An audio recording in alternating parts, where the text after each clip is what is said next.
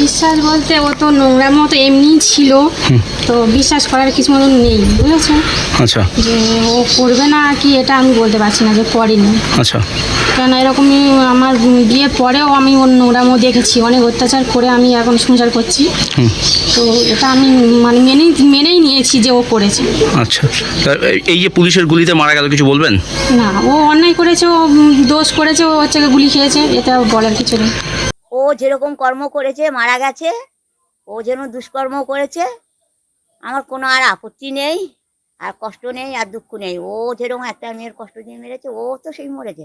আজ নতুন সরকার আসার ফলে যেভাবে প্রশাসন স্টেপ নিল, যেভাবে ইনকাউন্টার করে মারলো, এর মতো শান্তি আগে আমরা পাইনি। আমরা কোথাও গিয়ে মেয়েরা শান্তি পেলাম।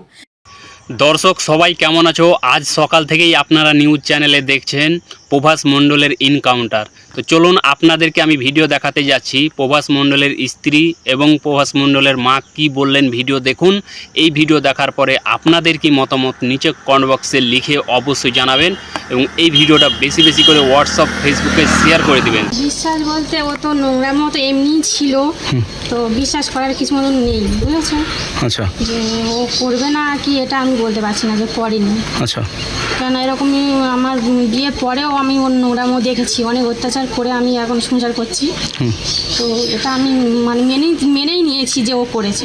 আচ্ছা, তা এই যে পুলিশের গুলিতে মারা গেল, কিছু বলবেন? না, ও অন্যায় করেছে, ও দোষ করেছে, ও হচ্ছে গুলি খেয়েছে, এটা বলার কিছু নেই।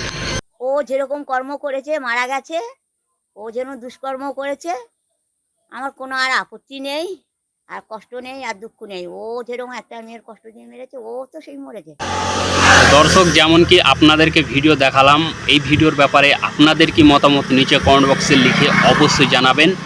তো দর্শক আই হোপ আপনাদের ভিডিও পছন্দ হয়েছে। যদি পছন্দ হয়ে থাকে তাহলে লাইক করে দিবেন এবং এই ভিডিওটা বেশি বেশি করে হোয়াটসঅ্যাপ ফেসবুকে শেয়ার করে দিবেন।